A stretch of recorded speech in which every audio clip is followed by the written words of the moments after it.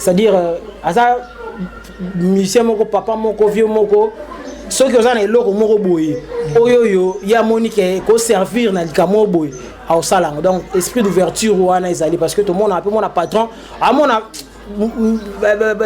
mosali naza na potentialité mon boye mais a étouffé on a ils ont moko biloko ngana c'est parce que ngamo naza fait expérience ni mouton na vivre maramboana ko yana nga maison mère 2 mois après 50 nzembo ozomona donc s'il faudrait citer na bi esprit d'ouverture nini sous na koloba azam mouton na l'écrit parier ti na parcours na l'écrit parier na celle 11 ans c'est pas peu hein na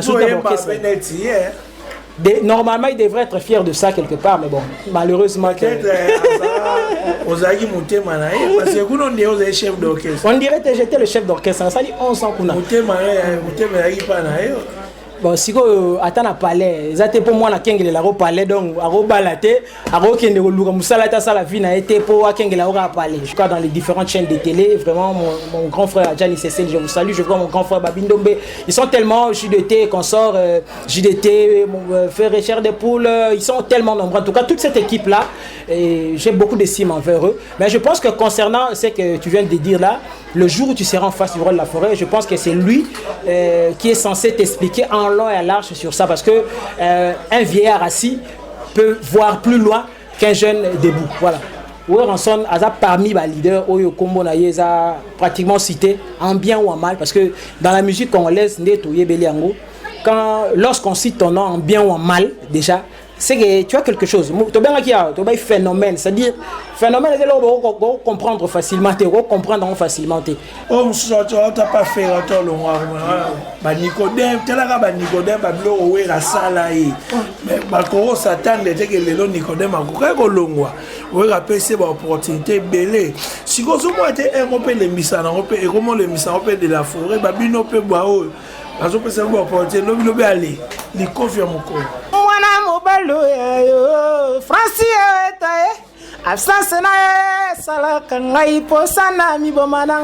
Réel Baton Ballon d'Or, merci pour cette chaîne. Donc Bat Télévision, on a s'abonner déjà dès qu'on a cette émission. Donc on a s'abonner déjà dans Bangouna Bat TV. Bim. Au bazo quand la image est salamabe. Panzana. Fongwa. Bat TV puissance. Chers spectateurs, chers internautes, bienvenue dans votre émission Excellence Plus. C'est avec plaisir qu'on vous retrouve encore une fois de plus aujourd'hui avec un invité spécial, un invité de marque. Moi, je l'appelle artiste avec un grand A. Un artiste complet parce qu'il s'y connaît dans son domaine et puis il chante très bien. Il s'agit de Parfum du Verre, du Wenge Musica, Maison Mère l'orchestre cher à président Ngama Makanda Weranson. Avec lui, on va essayer de parler de l'actualité musicale du Wenge Musica Maison Mère ainsi que d'autres actualités musicales de notre pays, bien entendu. Parfum d'hiver, comment vous allez? Oui, par la grâce de Dieu, ça va. Je profite de l'occasion pour saluer mon leader, mon boss, le roi de la forêt, ainsi que maman Sidejima Pata, la maman de Wenge, la maman d'Exaucé de Glady, et tous ceux qui aiment bien Parfum d'hiver, le fils du roi, l'homme de sang conquérant. Donc voilà.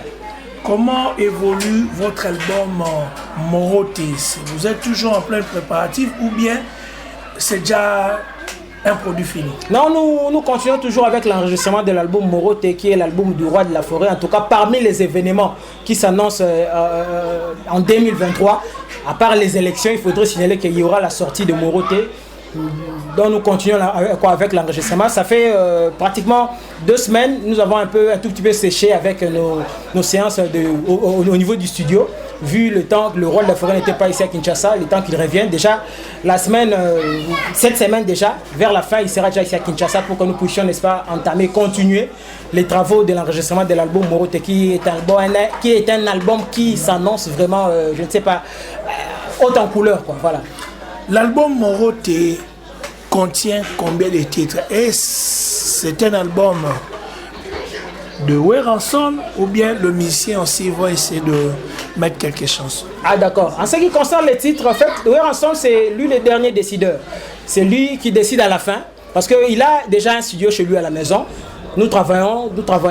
Il y a des chansons déjà enregistrées, il y a pas mal de titres déjà enregistrés. Et c'est lui qui décide à la fin. Tu sais, aujourd'hui, la musique, les chansons dédiées, les chansons, c'est pratiquement le business. Et voilà, ça se passe comme ça. Mais à la fin, c'est lui qui décide pour le nombre de titres par rapport à l'album Moroté. Il y a d'autres questions. Vous avez dit 6 albums de Weranson. Oui, comme l'album Formidable, c'était l'album de Weranson, mais il avait quand même fait grâce à quelques musiciens de son groupe, y compris Parfum d'hiver. Là où j'avais signé le titre Sans concurrent, dédié à Hugo Nzinga, que je salue. Je salue aussi Clément Mouzolo, Jet au niveau de Londres, ainsi que Galis Moussinga à Lubumbashi. Donc voilà, c'est-à-dire Formidable, c'était l'album de Weranson. Et Moroté qui s'annonce déjà, c'est aussi un album de Weranson. Et voilà, ça regorge, n'est-ce pas, beaucoup de surprises, plusieurs surprises que les gens vont découvrir à la sortie de cet album. Si c'est pas discret, est-ce que nous pouvons déjà connaître les noms de musiciens qui ont mis des chansons là-bas? Non, c'est ce que je viens de te dire tantôt là. C'est-à-dire, dans Moroté, il y a des surprises, il y a pas mal de surprises. Jusque-là, je ne peux pas vous dire qu'il y a tel qui ont signé des titres. Non, je ne peux pas le faire parce que, comme je venais de te le dire là, les derniers décideurs, c'est Weranson. C'est lui qui décide à la fin. D'emblée, nous continuons à travailler et c'est lui, comme on a toujours dit, Dieu fait grâce à qui il veut. C'est comme au Weranson, il fera grâce à qui il voudra pour que s'il signe un titre, s'il fait quoi, là, ça dépendra de Weranson. Mais Parfum d'hiver a participé énormément et continue à participer dans l'enregistrement de l'album Moroté. Weranson, c'est un phénomène, comme on l'appelle phénomène, c'est-à-dire lui, c'est un monsieur un peu compliqué. Voilà, récemment ici, il a surnommé Lacoste comme étant le premier fils de Wenge Maison-Mère. Ça a créé polémique, surtout chez les autres musiciens, des anciens de Wenge Musique à Maison-Mère. Vous avez un avis à émettre là-dessus? Oui, souvent, même dans nos différentes chansons, nous rencontrons un problème que j'ai toujours appelé critique d'interprétation. C'est-à-dire, quelquefois, les gens interprètent un peu mal ou à leur manière ce que n'a pas dit l'auteur. En fait, l'auteur, c'est Weranson qui a dit ça. Je pense qu'il est mieux placé le jour où tu auras l'occasion d'être en face de lui. Il saura s'expliquer en long et en large sur ça. Mais de toutes les façons, c'est un papa. Il sait ce qu'il a dit, il sait ce qu'il fait de toutes les façons. Et j'ai beaucoup d'estime déjà envers tous nos aînés qui ont été, n'est-ce pas, au début, vers les débuts de Wenge Musique à Maison-Mère. Je vois mon aîné Adjani qui souvent cite mon nom, en tout cas dans les différentes chaînes de télé. Vraiment, mon grand frère Adjani Cécile, je vous salue. Je vois mon grand frère Babindombe.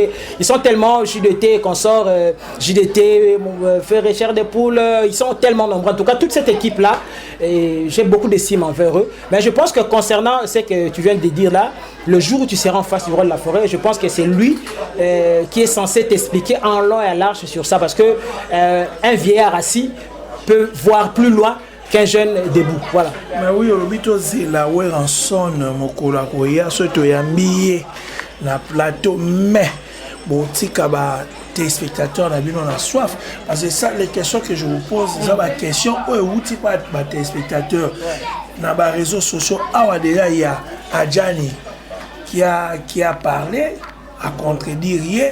En dehors de Adjani il y a Serge Mabiala à contredire. Vous ne trouvez pas que Weranson a tigaka batulikolo alors que il fallait un oiseau pesa bakomboana atika pe kocha poto na kati ya bala na vous ne trouvez pas? Non, déjà dire que Weranson tia poto, je ne pense pas. Parce que Lelo ici, il faudrait que nous disions la vérité. Weranson a parmi les leaders Oyo Kombo na yeza pratiquement cité en bien ou en mal parce que dans la musique congolaise lorsqu'on cite ton nom en bien ou en mal déjà c'est que tu as quelque chose tu as un phénomène, c'est-à-dire phénomène c'est là où comprendre facilement phénomène yangwana, c'est-à-dire le roi de la forêt le jour où aux enfants c'est parce que on répondre ils en ont qu'à estimation, hein, tu vois. Donc barota benga benga botam suzaka ya ba musicien o idiofa ezaka nango pe zoko pa musicien ya maison mère mais o ba bimina idiofa ezaka nango pe yemo dans la biso to loba wa mais ozala nango ka ba estimation toujours estimer toujours supposer par rapport au biso toujours kanisa. Mais je pense que belé ba osa boulot na bango ba yebi mutu na mutu public ko atala biso et puis yemoko le roi de la feroise père na biso tout ayebi nanya zo sala nini o azo sala ni do yemoko nda yebi mutu na mutu place ni azotia, voilà. Voilà, bon, album on est au koleka mais ba tu peux bazo réclamer est-ce que Sarah Solaza oh Sarah Solo azana azaka répétition au monde na té non je na ba concert au monde était na comprendre que na ba dernière répétition na biso avant le roi la fera voyager tu n'étais pas venu sur oya que le monde na ke ayaki sauf que voyage car oya sou quand tu connais Yofa elle avait un peu de petits problèmes bato bayebi kazana plâtre na lisapi j'ai moi problème na lisapi ndé ayakité par rapport à ça akende voyage wana té par mais elle était dans la liste na ayakité voyage wana par rapport ya problème akutene dans la lisapi yango ayakité mais so tali ba dernière séance répétition auto salaki au moins que Sarah Solo azalaki tozalaki na ye donc voilà mais par rapport au concert Idio Fa ça yo nini on comme na Idio Fa beta concert ancien patron na yo DJ Lacoste épée babengisa qui pas vient tourner après ça qui plaît et ça là yo ndeni noza sous podium mo na ancien patron tu na mona nga rien de grave na toziyemba le na podium mo ko zela ngolo ka sikade na mona ka non ayeka na école po toza na grande école nga na équipe nationale to aina to beta na club parce qu'on a moins que le roi de la forêt grand prêtre donc grand prêtre des prêtres donc biso tout se retrouver na club to la tika mayo to beto défendre ga équipe nationale mais bakande sili na mona soleza yo bien te ya na kanda na makasi to sola était contre quand même constater ça yo en fait la ndoule donc to sola était mal ngaoloba non na linga za hypocrite na TV ate en tout cas te franchement na évité depuis la longue on kutane ko yebseka pour ngai na TV je ne pourrais jamais parler de mon parcours sans citer le nom de mon vieux là donc Azam mouton a l'écrit parier ti na parcours na l'écrit parier na celle de 11 ans c'est pas peu hein na normalement il devrait être fier de ça quelque part mais bon malheureusement on dirait que j'étais le chef d'orchestre ça dit 11 ans qu'on a bon siko atana palais ezate pour moi na kengele la palais donc aro balate aro kende ko luka musala ta sala vie na été pour kengele aro palais je pense que c'est inconcevable yo zong suna maramba le passé les gars mais moi rappelle kaka parce que pour mais les lobes on peut de ces viens na la course et comment pour nani on va perdre yo le moi qui parce que baba yo kai na bango ils allons les passer mais ça a raison ni yo tirer la raille yo za musique ba pia kaka voyage kaka to ezayini yo benaro na habité yo bundisa batu permettre la pesa moi ba quelques batu mbote Sandra Kabulai na Paris Sandra Kabulai na pesa mbote na moni bien suka le courage na Paris ma ça na project tout pineta zine puis ya Willy Pensienne na Paris ya Willy Pensienne na pesa pour na mbote en fait les allez ka ma dessin ma battant na pesa on a salé 11 ans na ye et puis na moni que le moment on a un grand fanatique grand fan ya Weranson et puis ya maison ya wenge musique à maison mais avant même na comme étant musicien nazaki déjà fan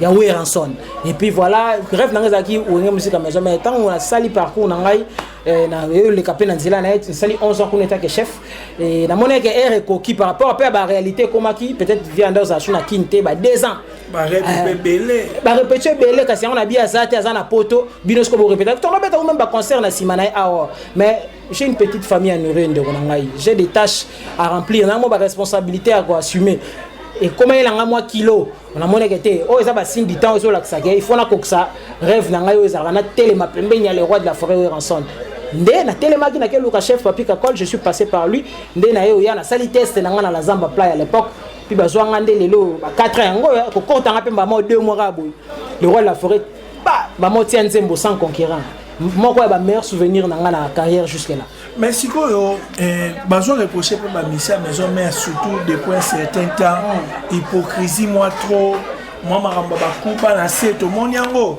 ba nani o balobeso oh monsieur tu as pas fait autant le roi ba Nicodème telaka ba Nicodème ba blo owe la sala yi mais ba ko Satan de que lelo Nicodème akoka ko longwa o rappelle c'est ba opportunité belé si ko so mo était un peu le misa na et comment le misa de la forêt ba bino pe ba o bazo pe c'est ba opportunité no bino be aller li confirme ko déjà bi que révolte to révolution banana lola Satan kuta se révolta tarana lola ça dit maramba olongwa maramba muta longwe na ya sali boy banana ngo lelo te banda depuis lola so na bi ko tanga bible moi trop comprendre que Satan akutara na lola ba se révolta donc pour ta to zonga chacun a son histoire, mon amtazana histoire na musique à maison, mais quand tu parles de Kuba, na contredit au moins parce que Kuba par rapport à quoi? Parce que Moutazana li solo na o Longwara. Et puis personne ne restera éternel, n'est-ce pas? Na katia groupe wana à part Yemoko le roi de la forêt. Yende mukolo groupe, yende marque déposé à Wenge musique à maison mère.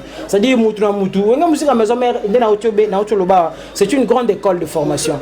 Donc Moutou ayebi là on ne pousse à répéter na wer ensemble le roi de la forêt. Sora yé Moutou so Monique par exemple, Azio alingara zwa Erne Koki asa maramnaye. Asali maramnaye, Moutou so Monique asa la sogini par rapport à calcul na yé ozo kanisa. Asali maramnaye, mais to accusera karaté ba leader na biso boya to sur il y a grand frère nanga je ne l'ai jamais accusé à la télé ya salinga boazong c'est na lo baraka te na mona nanga koki na senini na kenanga me place ba vandi ezalaka ambiente moi mbilinga pesa ngate parce que boto abatu mais soto kei ezalo kola to sala moi résumé moko sur une personne. Zoom le roi tableau moi peinture. S'il faudrait ça la témoignage zoomer ma partie oyoyo et ça importante, ma partie ça beau à voir et puis voilà ça marche. Voilà tout le monde qui est presque à la fin, mais les lots d'actualité musicale peut se replacer mon album Yajibe Piana. Bas des matchs qui ont des on a des amis déjà président on a ba vieux on a biso on a ba suna marambo to ko apprendre à monter pouvoir déjà marambo nyonso o ezo sala que grand artiste ba benga mutu grand artiste bango basalango déjà et puis il faudrait signaler qu'il y a eu temps et belé pour kabimisango donc mutu tout le monde attend ça une année 2 ans pour mis album et ça danger bon c'est comme mutu a eu temps et belé bongo donc coup de chapeau et voilà c'est très bien beaucoup moi musique à Congo comme hier a joué temps comme bino ya morote au joatan ya album ya ça donc c'est que album à présent Gilles ou les carabino c'est ce que tu n'as pas compris. Bon, c'est normal, la classe va bien se comprendre un peu jour moi la télé. Nous pas comprendre après des voir. Mais pour expliquer ah les animes. Dans le bibo, yo tout dinga so eza bien, na biso que na azana une expérience à prouver déjà marambo o nyoso sengeli babenga mutu grand artiste à prouver et puis encore plus loin durer temps sur album on est sali donc il faut que ça la bien parce que à chaque temps on est que na retoucher sali boison si boy vraiment les albums mo bien. Na memi ngote na manière mo comparative té. Chacun a sa façon, chacun a sa manière de faire les choses et voilà donc on a une langue. Bam super so ba tant ça pour ba professeur, ce professeur bazong ça pas corriger moi ndambo. Toza mambo dire. Donc on a suppose que dire on est sali per album Yajibe zala bien. Oui ou non? Tete wana na habité. Ah, te poyo mo epengla kia. Te na lobi boye. Dire comment ça s'appelle album Mesila inango par exemple. Mais tamso on y va présent tamso ba kutana mambo belé. Ako banda makambo tamso ba tumsu pe ba longwe. Par exemple. Et c'est un tam ça que nous ça sur retouche. Et tam ça bandé pe na producteur mo X mais ba souki tam so en queue de poisson bien ba close ba ça respecter na soukate. Et c'est nga changer. Wani ça makambo ba leader na biso ba kutana na force a pembe na bango pour comprendre ba difficulté ba mo ba problème so ba kutana na ngo et ça là que likambo zaki bo comprendre té tout le monde a même na pièce ba théâtre na mona. Moi tam so ba acteur ba bandaki bo na ba rôle mo bo mais et ça li que acteur mo tam so abeli acteur mo tam so abeli tam so kufi et sengisko moi ba modifier be pièce ngo zate mais faut pas lukela mo mayele moko boye ça des difficultés moko vous comprenez ça makambo ba leader na biso ba kutana les lezo ça binonde ni polémique ko comme na ba télévision oyo moto bato musicien boye bato bien entendu ça m'a fait ba viento na ba jibe mais oyo comme lelo tout ce qu'on peut soutenir même ba journaliste ba comme divisé ya bato moko boye et comme pe na ba plateau bato de récemment awa ils ba missia ya fali poupa ba beba na missia héritier et ça binonde ni ba polémique wana lelo modèle comme na ba journaliste na ba musicien. Bon déjà bah je polémique ça ranango déjà na lo ba lenge musique à Congo tout mesa nango mais deux fois à la conde to lingate c'est comme il y a niveau injure c'est comme un niveau dépravation de mœurs on est comme à moi genre mais quand cela ne tienne déjà dès tu vas affrontement na ba plateau ba télé ya royemba c'est très bien pour et GP niveau ya mutu moro na nenga bien vous comprenez donc il faut ça la rapport deux fois au moni roya ko finir ça moins facile mais tam su ko ya ko prouver o ezana kati pour convaincre par rapport à Moussa les autres n'attendent sur le finger battu les a comme moi difficile moi difficile moi pas si donc affrontement sur les médias ça ya linga ko yemba so za chanter so za animateur ya ko boaka c'est très bien là j'encourage côté na ba journaliste déjà comme moi le mot bozo ça la paix moi bien tu vous comprendre comme moi attends sous musicien pour oyambanga na comme na luka na identifier bien ah est-ce que X ça mutu ya ngani pour muswa oyaka bo la ya bo so la makambo mais azoya na makambo bo on dirait batindi place moko boye pour bablo ko na pe et ça moi j'ai to boité arbitre pas en équipe na commissariat mais ça na terrain des risques bêta maté luka arbitre no pera bien que ça mutu X c'est normal mais biso de buto bandi au localiser quelque part te yo pena na monyo le arbitre match mon total bien bon na arbitre bien mais aina muta ya équipe muso so na arbitre bien mais mon ayo te o za netre ndena lo bien mais oza mutu oza pena ba préférence na quelle menga préférence na ba la ventoni voilà la logique mais on l'a qui c'était l'émission que oza la ba question na on a ça boulot na yo et la cité que muta otala pour en tout cas on pour faut bisaye que ngala fanatique. Et puis un professeur, c'est quoi un professeur à Dinara? Ah, t'as c'est un étudiant, non, peut s'appeler cours. Ça se voit par ta façon de faire que on senti que on a préférence mais on affiche en côté logo to linde en wala posant mutu nyo ça a préférence na ezan normal mais tant on ça boulot na yo ça la sorte que ça la au milieu du village pour que on attirer au fait périphérique ya batouana nyonso wana et ça la concentrer vers eux et ça bien. Voilà, tu vois presque na suka na habité sikoto c'est la ka morote pour bino pe maison mais 20 n'est pas la surprise. On va moi changer, on va qui deux titres 3 4 comme ça album. On va qui pour changer ça libre base la nini na morote ça c'est un. Deuxièmement, ba projet d'avenir na mes années bois, vous avez ba concert en vie, vous avez un voyage. Ah d'accord. Déjà pour parler de Morote dans le bac, Morote c'est déjà album. Il y a la maxi single pour l'année passée. Il y a un moment où on sort dans mon école, le rôle de la femme monétaire. On est sous maxi single, les sous les 2023 album. C'est un peu de trop parce que en 2022, tout ça qui est là au élément de transition, moi tout bien quand protéger base. C'était juste un élément de transition, question de tenir fanatique né en haleine. Le temps où il y a le mususu. Dans les boire sous maxi single na Moroteo na décembre, à mon avis, vaut mieux être concentré comme ça album. Je pense qu'album au bien titre de l'obina au nombre mais déjà ba titre ezalaya ba titre belé et puis akozwa temps ya fulaka nenga sala biso kaka nenga zalaka donc Morote c'est un album on a la kioke et kobima 2023 au Morote robia parce que nous avons déjà évolué avec les travaux d'enregistrement nenga zo ngana aux États-Unis il y a déjà quelques jours au sentir yo mo sous niveau show et marketing ya masolo Morote kozala vraiment accéléré. Tu disais quoi pour la deuxième question? C'était quoi la deuxième question?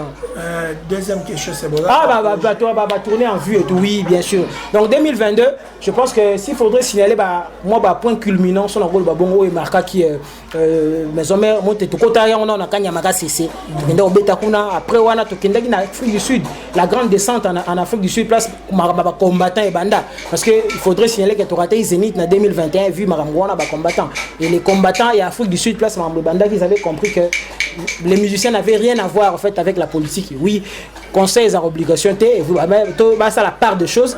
Tout ça, les grandes descentes qu'on a, ils acquis bien. Et puis voilà, on a fait pas mal de tournées pour ne citer que on a 2023 au sous surprise, c'est tellement belé déjà. Le dimanche, au cas de la semaine où tous allés, ils ont les 26. On comprend tous à niveau Brazzaville. Contre les aïe depuis Calamé. Et pour ça, moi, parce que le rôle de la forêt, a quitté dans des comme à Boé. Tant ce dimanche déjà, je pense qu'il y a différentes chaînes à télévision, publicité le cas déjà, tu as un niveau à Brazzaville, le dimanche, il y a les 26 et puis tu as dit que tu continues l'enregistrement à Morote Nabiso, mais tourner pendant belé, je pense que Yomo Ben non, parfum d'hiver, tu avais raison, mais en pendant belé parce que Morote, les autres bimadiana mon pépé non mon boy, formidable parfum d'hiver, Morote reçoit parfum d'hiver mais en autre dimension quoi. La question tout non eza peut-être notre question peut-être batumi ba tout à côté et puis eza et outil peka pas fanatique on t'a vraiment sur la vérité tangela biso ba bien fait à ranson ni balé kaka ba bien fait na pour na yoté façon d'être na en général ka na na m'amener à zalomi balé ni Ok, par rapport à biso ba musicien ou bien par rapport à d'une manière générale. Et Liboso, j'apprécie son esprit d'ouverture. On a bien que Pierre Corneille est un musicien. Pierre Corneille avait dit une phrase aux hommes bien nés, la valeur n'attend pas le nombre d'années. C'est-à-dire, musicien, mon papa, mon vieux, mon ceux qui ont un élo, mon boy, oyoyo, il y a Monique qui servir dans le camo boy. Donc, esprit d'ouverture, parce que tout le monde a un peu mon patron. À mon Moussali n'a potentialité, mon beau, mais à étouffer mon âme.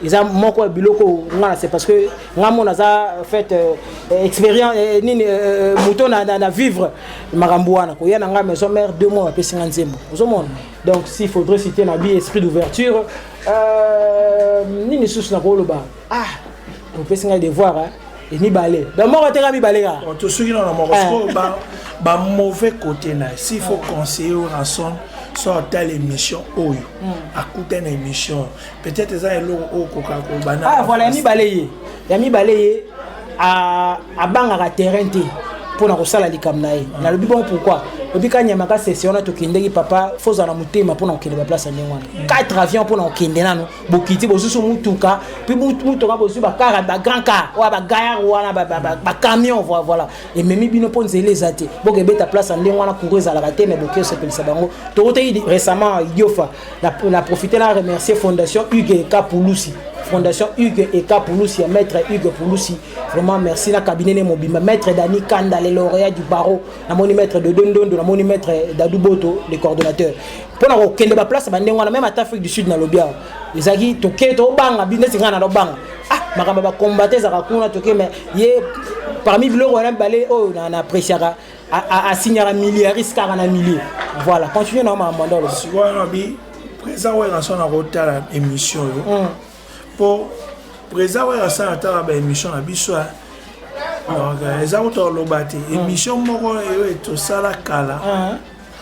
Oh, et boire l'hôtel, ça qui a la dernière émission ça à la maison, non, pas moi. Non. Yemoko à l'obaki ou à courir au loba. Ah, d'accord. Les aguilles ngati. Non, pas question à tout normal. Yo, normal, mais. Sauf muto keba pe akosel mo. Non. Yo normal, c'est bon. Question ngo. On teli caméra. Et là la question monsieur oyo. Li comme ça ko ba lobe la présent ouais en santé. Et que arokuta na ngona caméra ko lo banini. So esenye lo kwa bongisa oyo mona ezakuta moi défaillance. Merci. Siko eloko moko na vie ndenga na yebeleli. Déjà papa on baloba phrase mon c'est plan moto balinga baloba mabene na miso batute certes toza bato toza kana bolamu te toza pe na bomba imperfection na biso mo ba défense na biso ka ndengo lobi mais ce qu'il faut oya koloba ngo na miso batu pour passer conseil on est sous conseil te wana ozo teka ye donc ozo pesa moni point faible na yo kolinga te efse loba ngo na miso batu nga point faible nga za nini te ozo pesa parce que on n'est pas censé être aimé par tout le monde et ça loi ya nature ndenzamba sa mokili batu nyonso te ba osepela na yo alors lokwa batu nyonso te ba osepela na yo kolinga te défaillance na yo to mo ba imperfection na yo o etala ngo na miso batu ndenge mo ya za patron na ngai et puis parmi babiloko ka ici photo baksa ya qualité ya za nango ayeba rosolo na batu na kendeke pa na ye on se parle to vandi to sola donc so il faut na lobanaye na lobane boya face na lobane jamais liboso ya ba caméra boy en tout cas je ne le ferai pas. Voilà, parmi ma question oyo ngala otsenga yo memelaye o ba fanatique batindaki o kana omona na ye te yo ndoza na ye question zaka ba bi président wa nation na beta ka générique danger.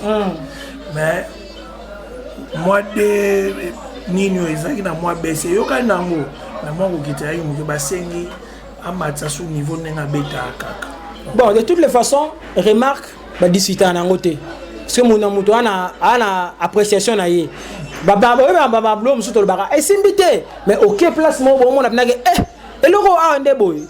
Donc c'est-à-dire on jamais que ça la en fait analyse ou bien résumé il y a likamongo par rapport il y a placement aux statiques. Je ne pense pas. Ndé na le bara. Ou ranson to mesurer que ka tena ndenga Congo na ndenga Kinshasa. Il faut bima balibanda o comprendre que oui ranson no biso tamso zo ke bonde balobaka. ils ont le droit à me lobby. Problème ils ont noté, ils ont appréciation na yo, mais ils ont appréciation à batuni en sauté. Mais tu suis en compte. Na gena ba mboka misusu mais on dit matin mais on sentir que kuna we ranzambe. Dis-moi.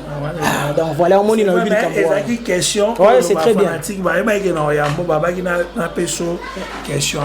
Mot de la fin. En tout cas, mot de la fin, on va loba, on avance na ba staff permettre ngai pour bango balanda biso ba partager l'émission, ba soutenir biso d'une manière ou d'une autre. La pesi mbote na Lucas de Max Mayas, l'homme invisible. Lucas de Max Mayas, l'homme invisible.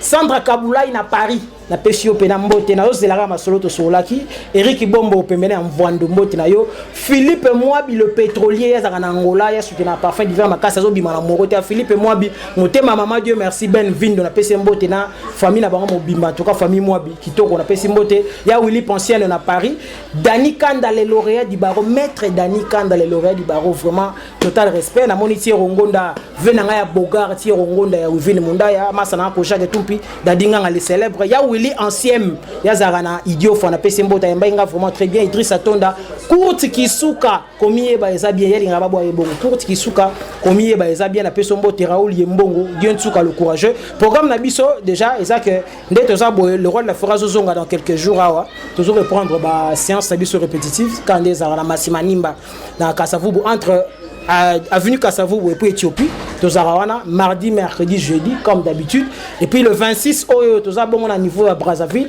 bandeko à Brazzaville président d'homme na l'île la musique à Paris vraiment merci bandeko à Brazzaville au besoin de la biso le 26 Tozarawana avec Oueranson parce que soit yeka abupa et puis ba tourner et ça qu'on s'annonçait tellement belé mais on est beaucoup plus focalisé sur l'enregistrement sur la sortie de l'album Morote oyo s'annonçait penza année oyo donc pour finir Galis Musinga Expedi Musinga Pacho Musinga Francis Eweta Papa Chansard et puis Dona Monica Gaz na Gaz Yaza présidente il y a les super d'ailleurs en son mobimba vraiment merci coach Ngama en Afrique du Sud ba tout bolinga parfum d'hiver na linga bino trop tikela nga ba dédicace na pena oyo parce que bato ba soutenir nga to kana ba ba pesa ba ngote Clément Muzolo Gent ozara na Londres ye pena so jouer émission boy a partager ta na 20 groupe na pesi mbote Clément Muzolo Gent à Londres sinon merci ah d'accord Patrick Pe alobaki na émission soki tozwa libanga te mote yango donc voilà tosengi na émission bato baoyoka biso soki tozwi libanga te ngana Patrick seke parfait d'hiver alingi biso te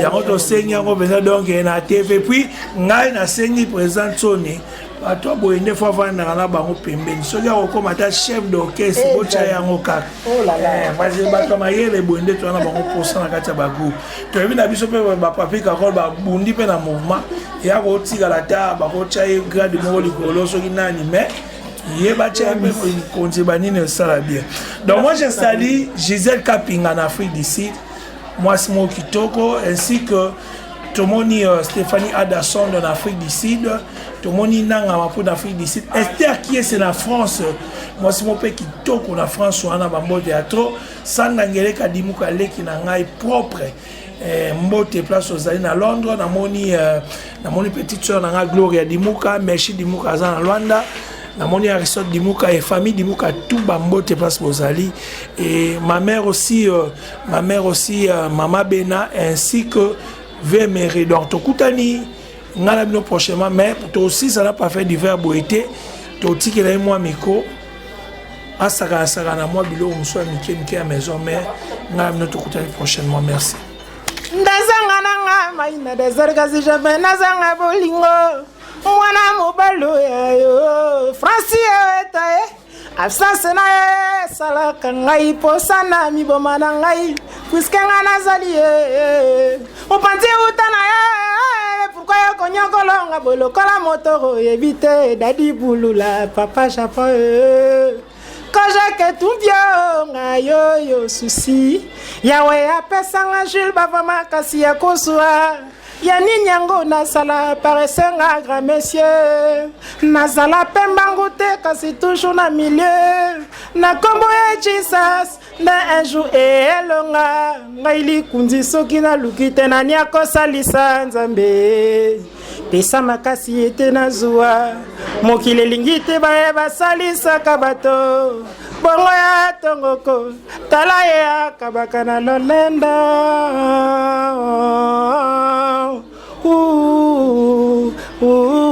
rive bapa yango ya ninyango koma kolanda wili shungwe sika nyonso ya kobima libere motema na nga na sakana lokola baninga ngai lazali la lubwana yo medo shaumba yalonda ba ye la vie ezali na moke cause angel moselo batela et donzolo ko jose muke ba parfait solae shinyara kita jakingunya milezola okito nakota ndakwanga ngate ponga nanginda e katirita manga na boy nazala na molilite amabola eke sala bolingo etambwisinga motapo na yo Claude Tembenga na yo tola para bolingo ya mosisa o elenda plaisir comme kosala nga de ristera nana briski mpangie Kakushikwe, c'est votre artiste parfum d'hiver, le fils du roi, l'homme des 100 conquérants. Igwe, merci le big boss du roi de la forêt. Merci. Cyril Baton Ballon d'Or, merci pour cette chaîne. Donc, Bat Télévision. On a s'abonner déjà. Dès qu'on a cette émission, donc on a s'abonner déjà. Donc, Bangouna Bat TV. Bim. Oh, bazo, quand la image est salamabe. Panzana. Fongwama. Bat TV, puissance.